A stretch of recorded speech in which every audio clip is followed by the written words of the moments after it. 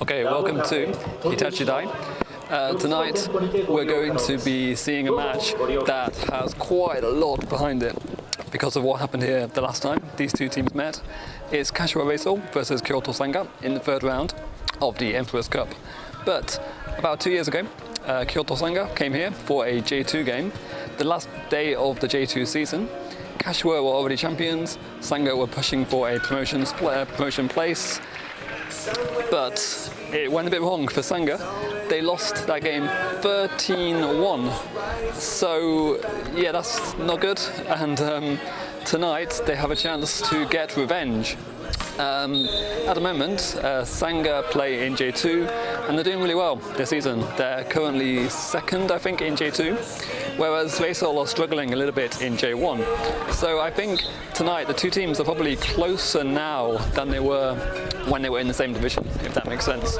I think Sanga probably are in a much better position than they were back then. Reysol probably not in such a strong position these days. They've lost a lot of their best players.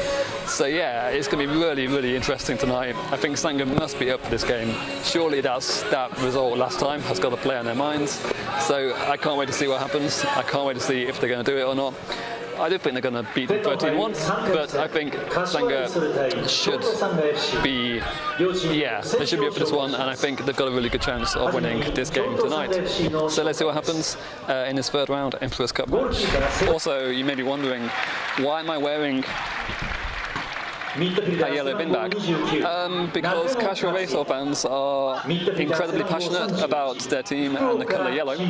I made a big mistake tonight, actually. I didn't read the ticket page properly when I bought my ticket, and I thought that away fans were allowed tonight. And apologies to Kashiwa Reysol fans, but tonight I was planning to support Kyoto Sanga. So I've actually got a purple t-shirt on. And I walked in through the ticket gate, and within about 5 seconds, a man came up to me and said, "Your purple shirt is no good. Here's the yellow bin bag. Please wear this bib." So I got told off within 5 seconds of entering the stadium, which is always a good start to the match day experience.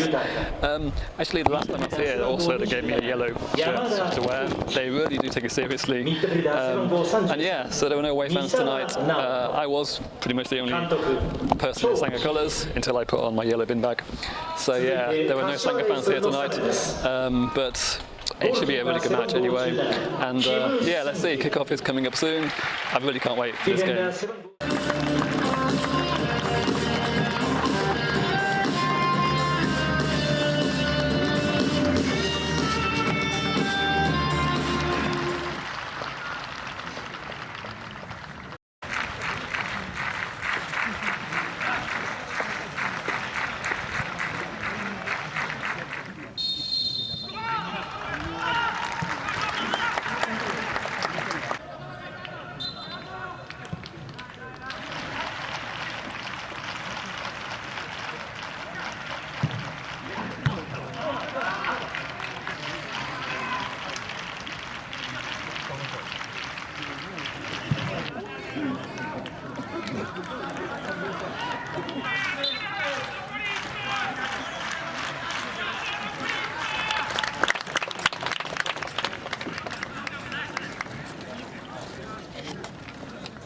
So half time is 1-1, really even match.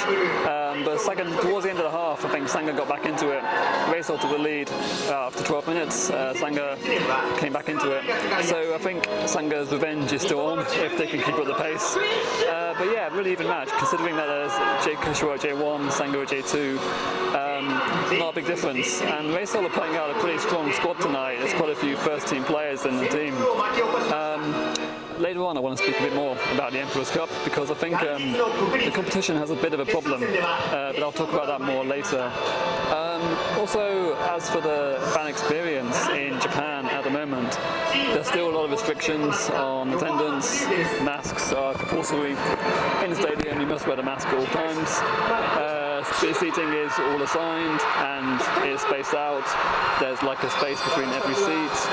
No singing, no shouting, no chanting, no flags. It's yeah, quite restricted still. Yeah, especially when you compare it to Europe, where you're having like 60,000 fans in the stadium. In Japan, that's still not the case. But I think in the situation we have now here at the moment, case numbers are still fairly low, but they're getting higher again. But I think this is the right way to go for football in Japan. I don't think it's wise to go back to how it used to be right now. Hopefully next season, maybe, or season after, we'll get back to how it was, but for now it's still pretty restricted. But anyway, it's still nice to be at the stadium. I love this stadium. It's so great to be close to the pitch. Many stadiums in Japan, of course, have the running track. We don't have that issue here. We're right next to the pitch, so it's a really good place to watch football. So yeah, let's see what happens in the second half. It's 1-1. Let's see if Sanga's revenge is on.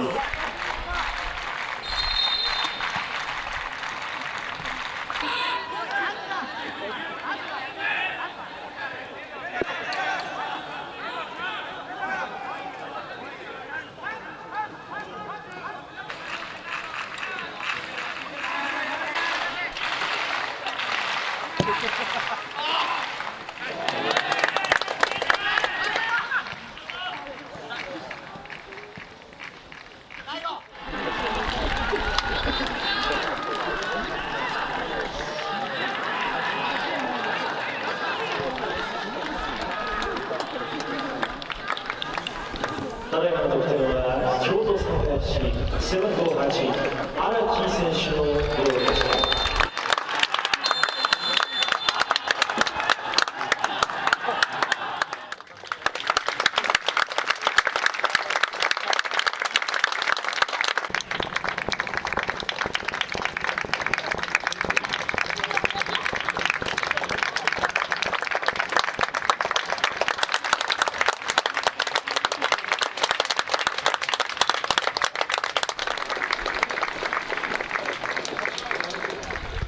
Okay, full time. Kyoto Sanga, 89th minute winner to knock Reysol out of the cup. Pretty good revenge, I think, considering what happened last time. Also, an added little bit of spice to that. The player who scored, Daigo Araki, used to be a Kashiwa Reysol youth team player, so he's really come back to haunt them in this one. So yeah, that was a bit of a added layer to this game. Also, a really nice thing happened at the end. I didn't catch it on camera, sadly, but the Kashiwa players, sorry, not Kashiwa, the Kyoto players went to the away end where there were no away fans because of the restrictions, and they bowed to the empty away section to say thank you to the absent fans, which I thought was really nice touch. And in the next round they'll play either Urawa Reds or SC Sagamihara. That match is still ongoing, so I'll update that later. But I want to talk a bit more about the Emperor's Cup, so I'm going to do that at home. So the next time you'll see me, I'll be back in my room and I'll talk a bit more about the Emperor's Cup. Okay, so I'm back home after the game. Great match last night, really enjoyed that. Could probably take off my yellow bin bag now because, yeah, I'm not at Hitachi Dai anymore, but I do really like this. I think it's very funny that they give out this yellow, yellow bib plastic bag thing. I have not experienced this anywhere else. So yeah, the Kashiwa fans really do take it very seriously, and I think it's great passion. Let's put that away. Yeah, but yeah, really great match. I actually was kind of disappointed that it didn't go to extra time because both teams were really going for it at the end. Could have gone either way, but in the end, Kyoto Sanga got their revenge and are going through to the next round where they'll play Urawa Reds, who beat SC Sagamihara 1-0 last night. And Hitachi Dai is a great stadium. You can see in the video how close you are to the pitch, which isn't always the case in Japan because often they have the running track around the pitch. But yeah, Hitachi Dai don't have that issue. You can get right next to the action, which is really cool. And as I mentioned in the video, there still are the restrictions on watching games in Japan. Attendance limits. Last night there were 1,907 people there. Wasn't even up to the capacity that they're allowed, but it was a weird kickoff time. It was 6 PM on a Wednesday. Kickoff time's also a little bit earlier because you're not meant to have events going on too late at night, I think, at the moment. It's kind of one of the safety measures. You're meant to be, I think, finished by like 8 PM maybe, but yeah, that was a little bit awkward, I think, the timing. But I think the measures for watching games in Japan are good. I think the worst thing that could happen for Japanese football is there to be some sort of outbreak at a stadium. So I think keeping the measures in place ensures that we can keep going to games in the long term, and hopefully eventually we'll get back to how it used to be. Maybe next season after, hopefully. But yeah, let's see. So I mentioned earlier that I want to talk about the Emperor's Cup. Now I love a good giant killing. I love to see lower league teams knocking out the like top division teams or higher division teams.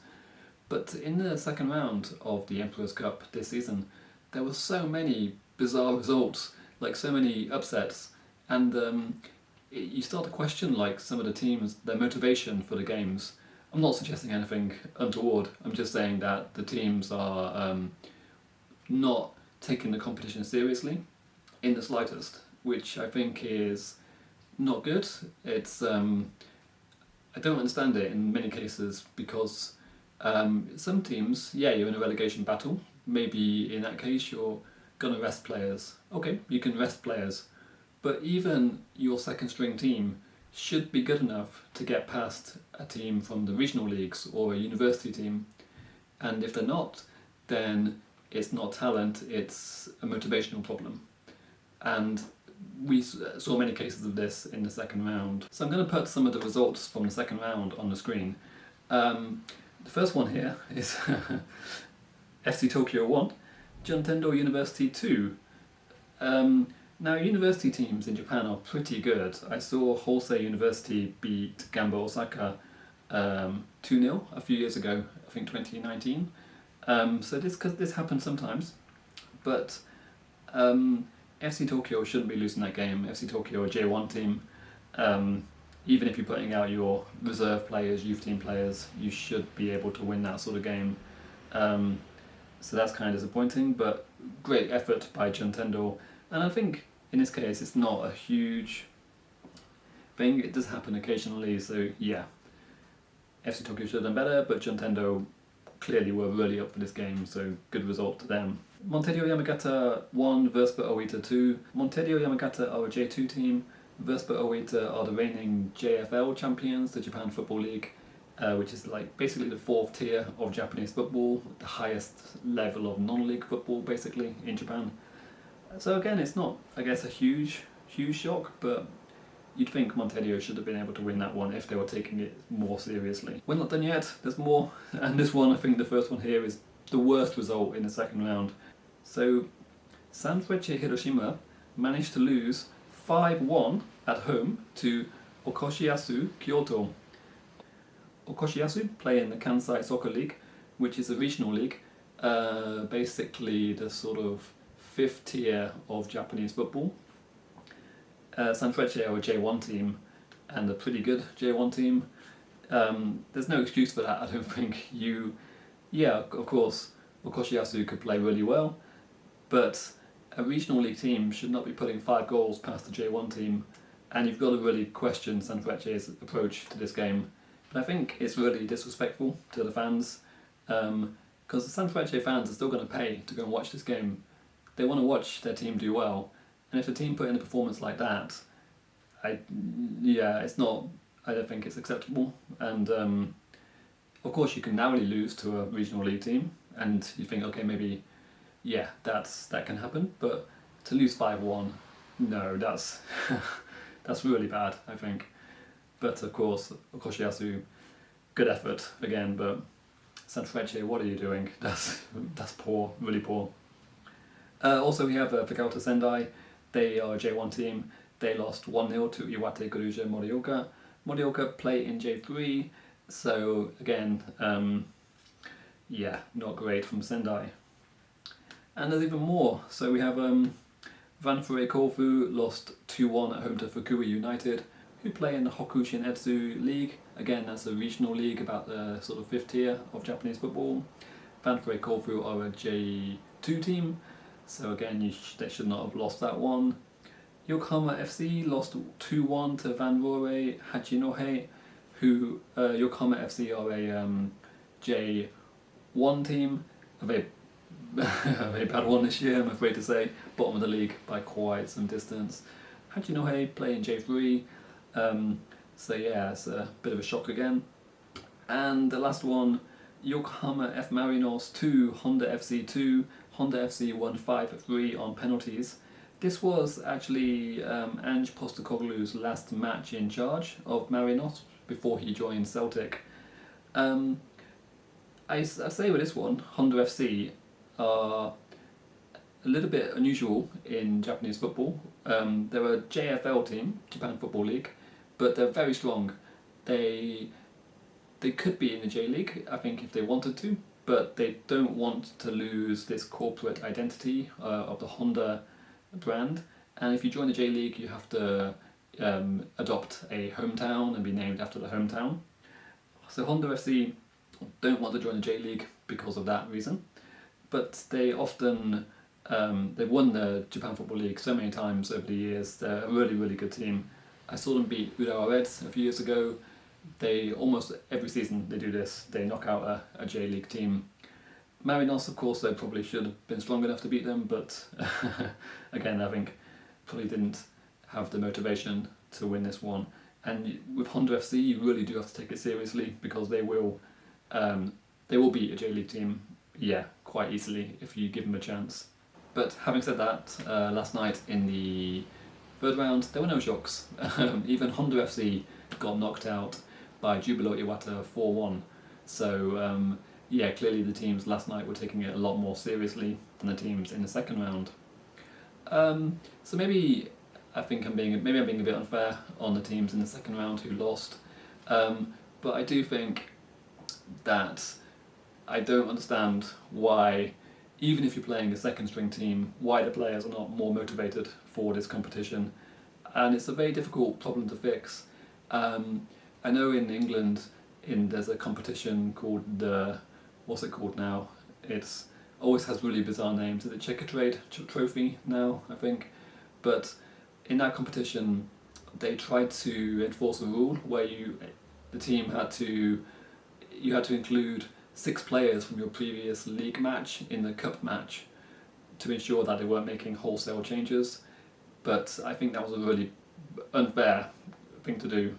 I don't think that's the answer in this case. I don't know what the answer is with cup competitions. I think generally across the world, cup competitions are not being respected as much nowadays because the money is probably more in the league with the TV rights and the damage it will do to you if you get relegated, of course, financially. But I do think it's sad, especially the Emperor's Cup. It's 101 years old, so it deserves more respect, and I don't understand why players aren't more motivated to compete. But yeah, I guess that's the way it is. And also, if you win the Emperor's Cup, you get an Asian Champions League place. So there is a reward for winning it. It's not a meaningless competition in that sense. But then again, I guess some of the J1 teams are worried about getting dragged into the relegation battle, especially this season because there's an extra relegation place this year in the divisions because last year there was no relegation. So I kind of understand it, but still, I don't like to see teams not trying in this kind of competition. Anyway, I think I've rambled on long enough about the Emperor's Cup. So thank you very much for watching. Let me know your thoughts about the Emperor's Cup. Do you agree with me? Do you think there's a problem with some of the teams not taking it seriously? Or do you think it's all part of the competition and that we should give more respect, maybe in this case, to the lower league teams who've knocked out bigger teams? Yeah, let me know what you think. But thank you for watching. Hope you enjoyed the video. Please let me know, leave a like if you liked it, and subscribe if you haven't already done so. And thank you very much. I'll see you again soon.